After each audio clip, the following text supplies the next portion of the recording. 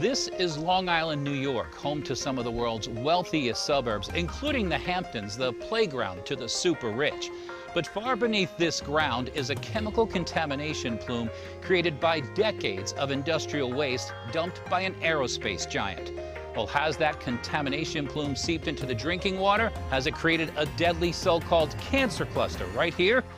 Some experts say yes. If you lived on Long Island, would you drink the water? No.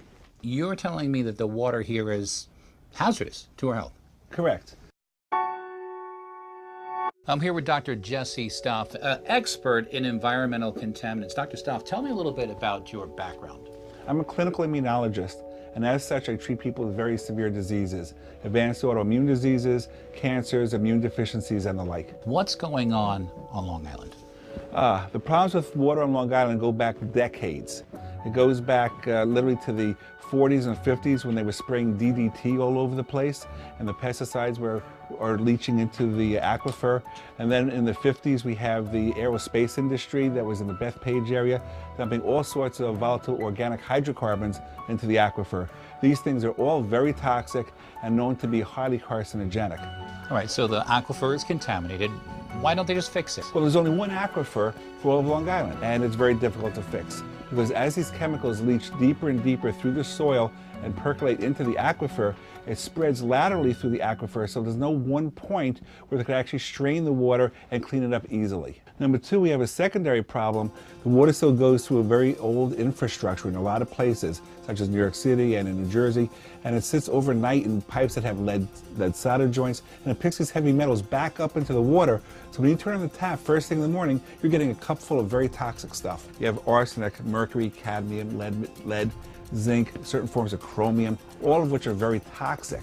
And you can find these things coming out of the tap in New York City. So what kind of health problems are you seeing in your practice from contaminated water? We're seeing very large increases of a wide range of cancers. Some of the most common cancers, of course, are breast, lung, and colon, and high rates of prostate cancer, of course. Most cancers, over 75%, are triggered by environmental toxins, not genetics. We have blood tests now where we can actually tell the difference as to where the cancer originated from.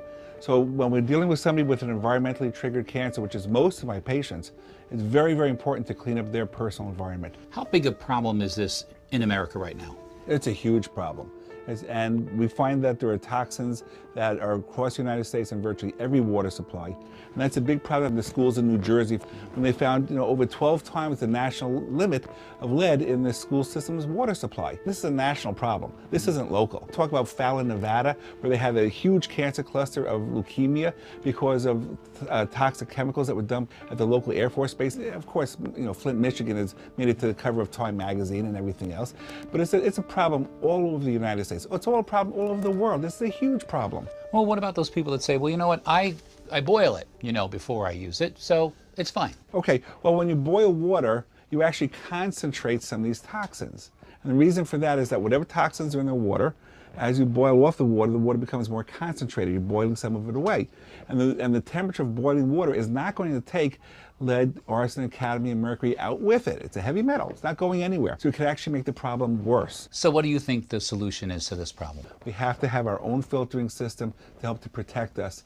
There's no place left on planet Earth where there's pure water because of the air pollution and the rain washing these toxins back into the water, our lakes, our streams, our aquifers. It's all polluted to some degree. We have to take responsibility and filter and take care of our own water. Dr. Stoff, thanks so much for taking the time to talk. My pleasure. All right, so you've heard about it on Long Island. You've heard about it in Flint, Michigan. It's a problem probably all over America. But what about in your hometown? Take a look at this.